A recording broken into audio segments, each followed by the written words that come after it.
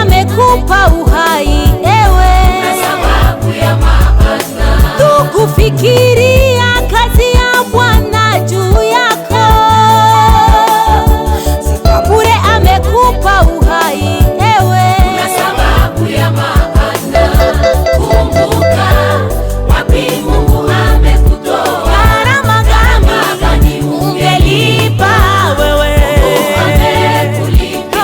Kumbuka baba, kumbuka mama yangu, Mungu amekutoa, ni gharama gani ungelipa amekulipia.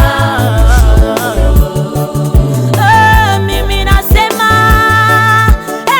kumbuka baba, kumbuka mama yangu, gharama gani ungelipa wewe. Amekulipia.